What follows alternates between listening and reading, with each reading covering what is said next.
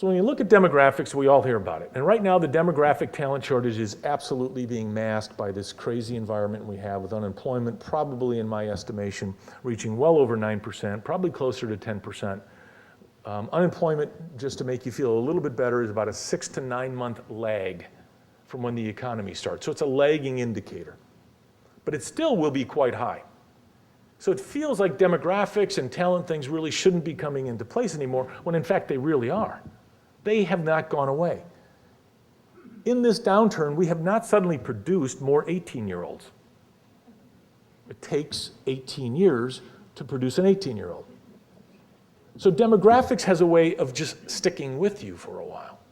How can you have 30% of employers worldwide saying there isn't employment, I can't find the right people, when unemployment's as high as it can be? Look at these jobs. Look at the opportunities, for example, that what we could do to put out nursing. Who has a really good nursing school? I think Marquette does, right? Okay. So those things have to happen. Skilled trades have to happen.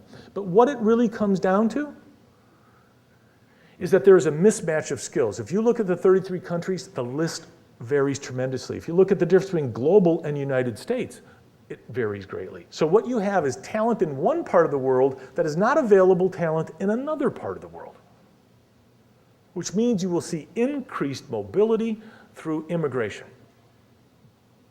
At the very same time, when countries, not just the US, but countries throughout the entire world are becoming more protectionist.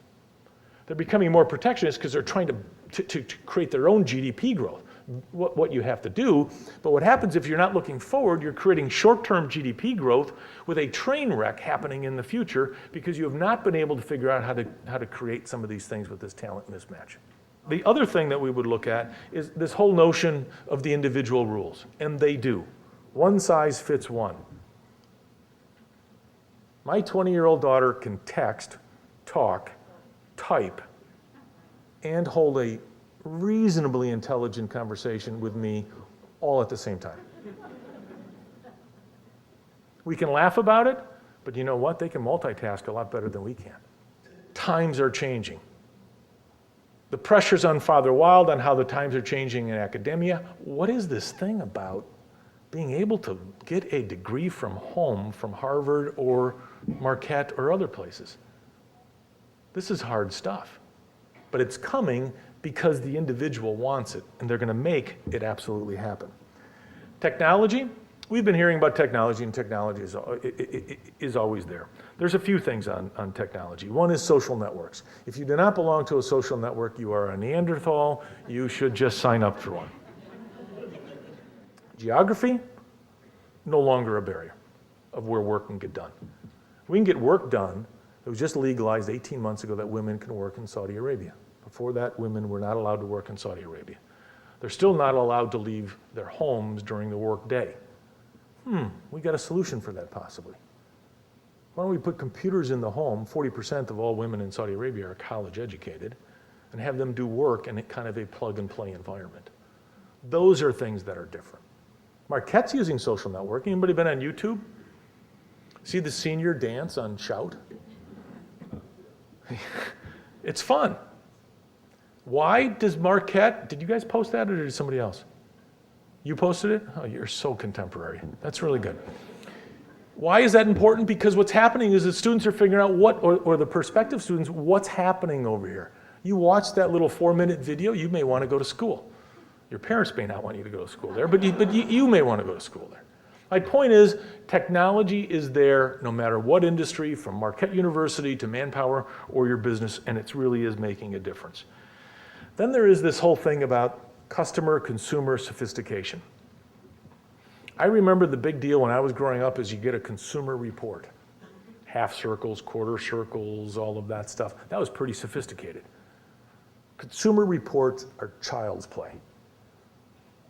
What a consumer can figure out about your product, how your product feels, how it acts. Have you ever been to a site called vault.com?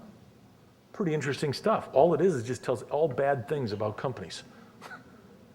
And they get to learn then how to negotiate a better price.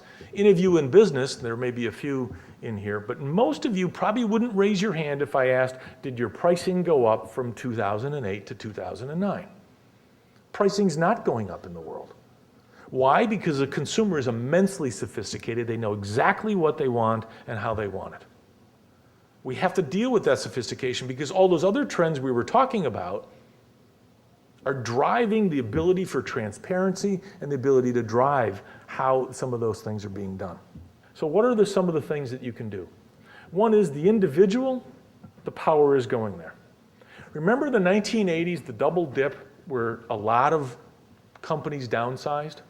That was seminal. It was seminal because what it did was it broke a contract that was in place for many years. I work at the same company for a very long time. I'm taking care of that company. We're 20 years later than that. The individual is saying, I don't want to be taken care of. I don't trust you. Being a little melodramatic, but I don't want to trust you. But that also means the individual has to take on the responsibility to keep their skills fresh. The company may give some abilities to go after that. They may give some facilitation for it, but the individual has to do it. Do not get stale in your skills. The life cycles of skills are going down dramatically. You get stale in skills and get out in the marketplace, you almost have to retrain to get back in. What we try to hire at Manpower is great skill, and paramount to great skill is a flexible mindset. If you cannot be thinking that I can do this and this at the same time, I'm sorry, I don't need you. If I can be creative about, I may be in this group, but I can go help this group, that's the way companies work. Individuals sometimes don't like that because what they like is nice little boxes around their jobs, because then I can say no to something or yes to something on my terms. Companies can't do that anymore. They don't have the luxury for that. The other thing that companies have to do is everyone. We happen to have 33,000 people in our company, and we are committed that everybody understands the vision and their role in achieving the vision. Why? Because that's where they get satisfaction from. They want to feel like they're part of contributing to the vision. Also, they want to know, are we green enough? Do we have sustainability jobs? Does our building have light flushes and heavy flushes? Are we using gray water cisterns, all of that stuff? This is really important. And if you can't offer some of that, you're really taking yourself out of the ability to hire some of those people. How can management, which has a lot of experience, free their mind from a legacy mindset of how management can be done to a contemporary mindset of how management is done? And it's harder stuff because the rules aren't as clear. There's more gray areas, but you energize your workforce in a completely different way. But it's hard stuff. So when we look at all of that, there are some ways to handle this. And when I look at the ways to handle it, it really comes down to this. As an individual or as a company, let me focus for a second on a company. You can take the left door or you can take the right door. The left door is a run faster strategy, and some companies are very good at that. They have a run faster strategy that basically says I can take all of these demographic trends, the trends of technology, individuals, client and customer sophistication, and outrun some of that. Or I can take the right door and have a strategy that says what's important, how do I take my workforce, tie it to my business strategy, and create something different. If I decide to go through the right door and act like a left door,